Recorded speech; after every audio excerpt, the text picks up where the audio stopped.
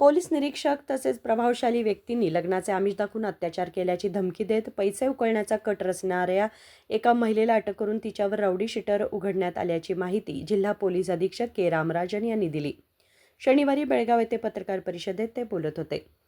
Ghataprabha police ठाण्यात रेणुमा शंकर मुतगा नावाच्या महिलेने 8 महिन्यांपूर्वी लग्न करून फसवणूक केल्याची तक्रार दाखल केली होती. तुमकुर येथील खासगी शाळेत काम करणाऱ्या कल्याण नावाच्या व्यक्तीशी मॅट्रिमोनीद्वारे ओळख होऊन लग्न केले व त्यानंतर फसवणूक केल्याचा आरोप तिने केला होता. तक्रार दाखल केल्यानंतरही कारवाई होत नसल्याचं सांगत संबंधित पोलीस निरीक्षकांना व्हॉट्सॲप कॉल करून मी 1 लाख रुपये दिले, माझे काम का होत नाही असा संदेश ती पाठवत होती, असे रामराजन यांनी सांगितले.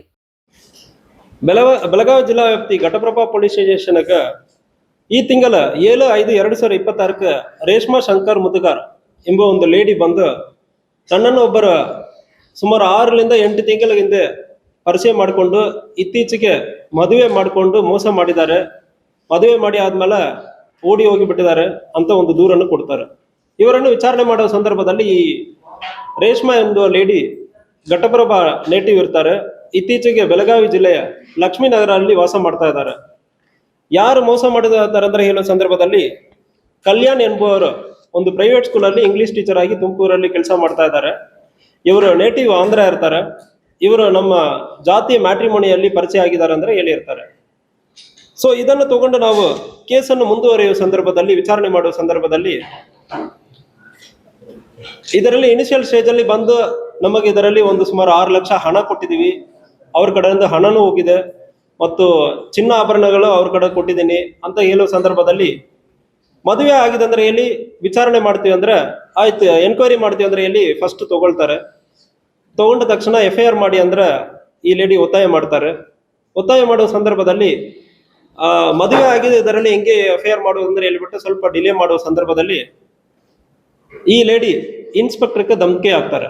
ಇನ್ಸ್ಪೆಕ್ಟರ್ಗೆ ಧಮಕಿ ಹೆಂಗೆ ಹಾಕೋದಂದ್ರೆ ಅವರು ಮೊಬೈಲ್ ಫೋನಲ್ಲಿಯೇ ಒಂದು ರೆಗ್ಯುಲರ್ ವಾಟ್ಸಪ್, ಒಂದು ಬಿಸ್ನೆಸ್ ವಾಟ್ಸಪ್ ಅಲ್ಲಿ ಹೆಸರು ಹಾಕುವ ಸ್ಥಳದಲ್ಲಿ ಇನ್ಸ್ಪೆಕ್ಟರ್ ಅವರ ಅಫಿಷಿಯಲ್ ನಂಬರ್ ಅದರಲ್ಲಿ ಹಾಕ್ಕೊಳ್ತಾರೆ. ಬಿಸ್ನೆಸ್ ವಾಟ್ಸಪ್ ಇದರಲ್ಲಿ ಅಪ್ಲಿಕೇಶನ್ ಅಲ್ಲಿ ಇನ್ಸ್ಪೆಕ್ಟರ್ ಮೊಬೈಲ್ ನಂಬರ್ ಅನ್ನು ಅದರಲ್ಲಿ ಮೇಲೆ ಹಾಕಿ ಸೇವ್ ಮಾಡ್ಕೊಳ್ತಾರೆ. ಒಂದೇ ಫೋನಲ್ಲಿ 2 ವಾಟ್ಸಪ್ ಇರ್ತದೆ. ಈ 2ಕ್ಕೂ ವಾಟ್ಸಪ್ ಹಾಕ್ತಾರೆ. ಒಂದು ವಾಟ್ಸಪ್ನಿಂದ ಇನ್ನೊಂದು ವಾಟ್ಸಪ್ಗೆ ಕಾಲ್ ಮಾಡ್ತಾರೆ. ನೋಡುವುದಕ್ಕೆ ಇನ್ಸ್ಪೆಕ್ಟರ್ ಅಫಿಷಿಯಲ್ ನಂಬರ್ಲಿಂದ ವಿಡಿಯೋ ಕಾಲ್ ಹಾಕಿರೋ ತರ ಕಾಣ್ತದೆ. ಮತ್ತು ಇವರೇ ಒಂದು ವಾಟ್ಸಪ್ ಮೆಸೇಜ್ ಲಿಂದ ಇನ್ನೊಂದು ವಾಟ್ಸಪ್ಗೆ ಬಿಸ್ನೆಸ್ ಆಪ್ಲಿಂದ ರೆಗ್ಯುಲರ್ ವಾಟ್ಸಪ್ ಅಪ್ಲಿಕೇಶನ್ಗೆ ಮೆಸೇಜ್ ಮಾಡ್ತಾರೆ. ನಾನು 1 ಲಕ್ಷ ಕೊಟ್ಟಿದ್ದೀನಿ, ನೀವು ಯಾಕೆ ಇನ್ನ ಕೆಲಸ ಮಾಡ್ತಾ ಇಲ್ಲ ಅಂತ ಒಂದು ಮೆಸೇಜ್ ಮಾಡ್ತಾರೆ. ಸ್ವಲ್ಪ ಇನ್ನೊಂದು ಮೆಸೇಜ್ ಡೆವಲಪ್ ಮಾಡಿ ಘಟಪ್ರಭಾ ಪೊಲೀಸ್ ಸ್ಟೇಷನ್ ಸ್ಟಾಫ್ ಒಬ್ಬರ ನಂಬರನ್ನು ಅದರಲ್ಲಿ ಸೇವ್ ಮಾಡಿಕೊಂಡು ಅದರಿಂದ ಡಿಸ್ಕಷನ್ ಆಗುವ ತರ ನಾನು 1 ಲಕ್ಷ ಕೊಟ್ಟಿದ್ದೀನಿ, ನೀವು ಇನ್ನ ಯಾಕೆ ಕೆಲಸ ಮಾಡ್ತಾ ಇಲ್ಲ ಅಂದ್ರೆ ಈ ಲೇಡಿ ಹೇಳೋದು ತರ ಒಂದು ಮೆಸೇಜ್. ಅವಳೇ ವಾಟ್ಸಪ್ ಬಿಸ್ನೆಸ್ ವಾಟ್ಸಪ್ಲಿಂದ ಇಲ್ಲ 6 ಲಕ್ಷ ಕೊಡಬೇಕಂದ್ರೆ ಡಿಮ್ಯಾಂಡ್ ಮಾಡೋದು ತರ ವಿಡಿಯೋ ಕಾಲ್ ಹಾಕುವ ತರ ಇಂತಾಗ ಒಂದು ಕ್ರಿಯೇಟ್ ಮಾಡ್ತಾರೆ. ಒಂದೇ ಫೋನ್ಲಿಂದ ಮೆಸೇಜ್, ಒಂದು ವಾಟ್ಸಪ್ಲಿಂದ ಇನ್ನೊಂದು ವಾಟ್ಸಪ್ಗೆ ಮೆಸೇಜ್, ವಿಡಿಯೋ ಕಾಲ್ ಹಾಕೋದು, ಇದೆಲ್ಲ ಮಾಡಿ ನಂತರ ಧಮಕಿ ಹಾಕ್ತಾರೆ. ಇನ್ಸ್ಪೆಕ್ಟರ್ಗೆ ಧಮಕಿ ಹಾಕ್ತಾರೆ. ಅದಾದ್ಮೇಲೆ ನನ್ನ ಕಡೆ ಬಂದು ಇನ್ಸ್ಪೆಕ್ಟರ್ ನಮಗೆ ಇಂತಾಗ ಮೋಸ ಮಾಡಿದ ಅಂದ್ರೆ ಹೇಳೋ ಸಂದರ್ಭದಲ್ಲಿ ವಿಚಾರಣೆ ಮಾಡುವಾಗ, ಸರ್ ಇದು ನಾನು ನನ್ನ ಮೊಬೈಲ್ ನಂಬರ್ ಕೊಡ್ತೀನಿ ಸರ್, ಫೋರೆನ್ಸಿಕ್ ನೀವು ಯಾವಾಗ ಬೇಕಾದ್ರೆ ಕಳಿಸಿ, ಈ ಲೇಡಿ ಇಂತಾಗ ಹೇಳಿದ್ದಾರೆ ಅಂದ್ರೆ ಹೇಳಿ 2022 ಕೂಡ ಇದೇ ಲೇಡಿ ಮೇಲ್ಗಡೆ ಒಂದು ಕಂಪ್ಲೇಂಟ್ ಆಗಿರ್ತದೆ. ಸರ್ ಇದು ಸ್ವಲ್ಪ ಡೀಟೇಲ್ ಆಗಿ ವಿಚಾರಣೆ ಮಾಡಬೇಕಂದ್ರೆ ಇಲ್ಲಿ ಆದ್ಮೇಲೆ ವಿಚಾರಣೆಯನ್ನು ಅದೇ ಸ್ಟೇಷನ್ ಅಲ್ಲಿ ನಡೆಸೋದು ಸರಿ ಇಲ್ಲ ಅಂದ್ರೆ ಹೇಳಿಬಿಟ್ಟು DSP ಬೈಲೊಂಗಲ್ ಅವರ ಕಡೆ ವಿಚಾರಣೆಯನ್ನು ಹ್ಯಾಂಡ್ ಓವರ್ ಮಾಡಿದೀವಿ. ವಿಚಾರಣೆಯನ್ನು ಹ್ಯಾಂಡ್ ಓವರ್ ಮಾಡಿ ನಂತರ ಇವರ ಬಗ್ಗೆ ಚೆಕ್ ಮಾಡುವ ಸಂದರ್ಭದಲ್ಲಿ ಇದೇ ರೀತಿಯಲ್ಲಿ ಸುಮಾರು ಒಂದು 5 FIR ಬೇರೆ ಬೇರೆ ಕಡೆ ಮಾಡಿರೋದು ಕಂಡು ಬಂದಿರ್ತದೆ. First FIR 2012 first FIR Kudachi police station ಅಲ್ಲಿ ಮಾಡ್ತಾರೆ. ಕುಡ್ಚಿ ಪೊಲೀಸ್ ಸ್ಟೇಷನ್ ಅಲ್ಲಿ ಇರುವ ಸಂದರ್ಭದಲ್ಲಿ ನನ್ನ ಪಕ್ಕದ ಮನೆಯವರೆಗೂ ನನಗೆ ಪರಿಚಯ ಆಗಿತ್ತು. ಅವರು ನನ್ನ ಕಡೆ ಚೆನ್ನಾಗಿ ಮಾತಾಡ್ಕೊಂಡು ಮದುವೆ ಮಾಡ್ತೀನಿ ಅಂದ್ರೆ ಹೇಳ್ಬಿಟ್ಟು ಮದುವೆ ಮಾಡ್ತಾ ಇಲ್ಲ. ಸೊ ನಾವು ಸುಮಾರು ದಿವಸದಿಂದ ನಮಗೆ ಮೋಸ ಮಾಡಿದ್ದಾರೆ ಅಂದ್ರೆ ಹೇಳಿಬಿಟ್ಟು ಫಸ್ಟ್ FIR 2012 ಆಗ್ತಾರೆ. ಅದಾದ ನಂತರ 2022 ಒಂದು FIR ಅನ್ನು ಮಾಡ್ತಾರೆ. ಇದರಲ್ಲಿ ಇದೇ ಘಟಪ್ರಭಾ ಪೊಲೀಸ್ ಸ್ಟೇಷನ್ ವ್ಯಾಪ್ತಿಯಲ್ಲಿ 2022 ಎಫ್ಐಆರ್ ಮಾಡ್ತಾರೆ. ನಾಗರಾಜ್ ಎಂಬ police constable, Gadag police constable ಮೇಲೆ ಎಫ್ಐಆರ್ ಮಾಡ್ತಾರೆ. ಏನಂದ್ರ ಮಾಡ್ತಾರೆ, ಅವ್ರು ನನ್ನ ಗಂಡ ಮದುವೆ ಮಾಡಿ ನನ್ನ ಬಿಟ್ಟು ಹೋಗಿಬಿಟ್ಟಿದ್ದಾರೆ, ನನಗೆ ಇಷ್ಟ ಆಗ್ತಾ ಇಲ್ಲ ಅಂದ್ರೆ ಎಲ್ಲಿ ಹೋಗಿಬಿಟ್ಟಿದ್ದಾರೆ ಅಂದ್ರೆ ಹೇಳಿಬಿಟ್ಟು ಎಫ್ಐಆರ್ ಅನ್ನು ಕೊಡ್ತಾರೆ. ಸೊ ಅದು ಮುಗಿದಾದ್ಮೇಲೆ ಇದು ಮೇ ತಿಂಗಳಲ್ಲಿ ಎಫ್ಐಆರ್ ಆಗ್ತದೆ. ಅದೇ 2023 ಇನ್ನೊಬ್ಬರ ಮೇಲ್ಗಡೆ ಒಂದು ರೇಪ್ ಕೇಸ್ ಕೊಡ್ತಾರೆ.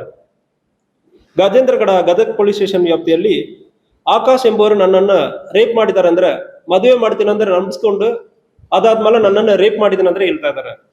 ಇದರಲ್ಲಿ 2022 ಆಲ್ರೆಡಿ ತನಗೆ ಮದುವೆ ಆಗಿದೆ ಅಂದ್ರೆ ಹೇಳಿ ಗಂಡ ನನಗೆ ಮೋಸ ಮಾಡಿದ್ದಾರೆ ಅಂದ್ರೆ ಹೇಳಿ ಎಫ್ಐಆರ್ ಮಾಡ್ತಾರೆ. 2023 ಇನ್ನೊಬ್ಬರ ಮೇಲೆ ನನ್ನನ್ನು ಇವರು ಮದುವೆ ಮಾಡ್ಕೊಂಡಿದ್ದಾರೆ ಅಂದ್ರೆ ಹೇಳಿ, ಮದುವೆ ಮಾಡ್ತೀನಿ ಅಂದ್ರೆ ಹೇಳಿ ಮೋಸ ಮಾಡಿದ್ದಾರೆ, ಅವ್ರ ಮೇಲ್ಗಡೆ ರೇಪ್ ಕೇಸ್ ಕೊಟ್ಟಿರ್ತಾರೆ. ಇದು ಮುಗಿದ ನಂತರ ಇತ್ತೀಚೆಗೆ 2025 ಬೆಳಗಾವಿ ಕ್ಯಾಂಪ್ ಪೊಲೀಸ್ ಸ್ಟೇಷನ್ ಅಲ್ಲಿ 2024 ಏಪ್ರಿಲ್ ಇಂದ ಜೂನ್ ಬರೆ ಸುರೇಶ್ ಮದಿನೂರ್ ಎಂಬುವರ ಕಡೆ ಪರಿಚಯ ಇತ್ತು. ಇವನು ನನ್ನನ್ನು ಮದುವೆ ಮಾಡ್ತೀನಿ ಅಂದ್ರೆ ಹೇಳಿಬಿಟ್ಟು ಮೋಸ ಮಾಡಿದಾನೆ, ರೇಪ್ ಮಾಡಿದಾನೆ ಅಂತ ಹೇಳಿ 0 ಎಫ್ಐಆರ್ ಅನ್ನು ಇಲ್ಲಿ ಮಾಡ್ತಾರೆ. ಈ ಎಫ್ಐಆರ್ ಧಾರವಾಡ ಸಬರ್ಬನ್ ಪೊಲೀಸ್ ಸ್ಟೇಷನ್ಗೆ ಕನ್ವರ್ಟ್ ಹೋಗುತ್ತದೆ. ಸೊ ಅದರಲ್ಲಿ ಇದಕ್ಕೆ ಹಿಂದೆ ಜಸ್ಟ್ ಎಫ್ಐಆರ್ ಮಾಡಿ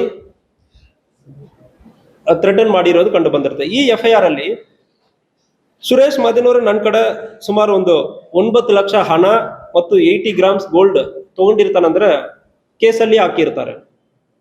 ಈ ಕೇಸನ್ನು ಧಾರವಾಡ ಸಬರ್ಬನ್ ಇನ್ಸ್ಪೆಕ್ಟರ್ ಮಾಡ್ತಾ ಇರ್ತಾರೆ. ಇನ್ಸ್ಪೆಕ್ಟರ್ ಮೇಲ್ಗಡೆನೂ ಒಂದು ಲೈಂಗಿಕ ದೌರ್ಜನ್ಯ ಕೇಸ್ ಒಂದು ಕೊಡ್ತಾರೆ. ಇದು DCRE ಪೊಲೀಸ್ ಸ್ಟೇಷನ್ ಅಲ್ಲಿ ಅದು ಒಂದು ಆಗುತ್ತದೆ.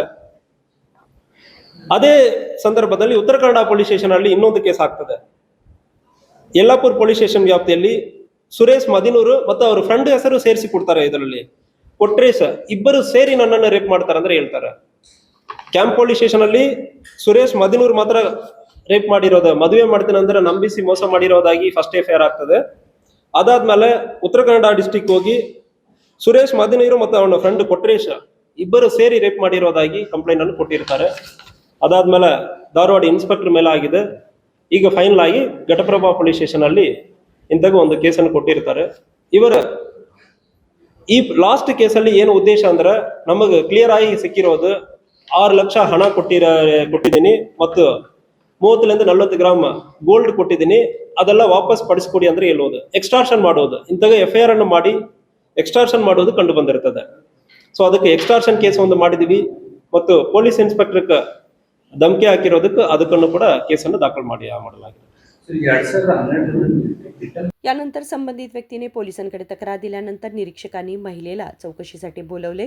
त्यावेळी मोबाईलच्या फॉरेन्सिक तपासणीत संबंधित महिला खोटे बोलत असल्याचे स्पष्ट झाले. शहरातील विविध पोलीस ठाण्यांमध्ये तिने अशाच प्रकारे फसवणुकीचे प्रकार केल्याचे उघड झाले. बैलहोंगलचे DYSP विरय्या हिरेमठ यांच्या नेतृत्वाखाली तपास करण्यात आला असता 5 वेगवेगळ्या ठिकाणी अशाच प्रकारची घटना घडल्याचे निष्पन्न झाले. ही महिला एकटी नसून तिच्यामागे काही जणांचा हात असण्याची शक्यता आहे. तिला मदत करणाऱ्यांविरुद्धही तपास करून कारवाई करण्यात येणार असल्याचे पोलीस अधीक्षकांनी स्पष्ट केले. विनोद कोलकार, KMM मराठी, बेळगाव.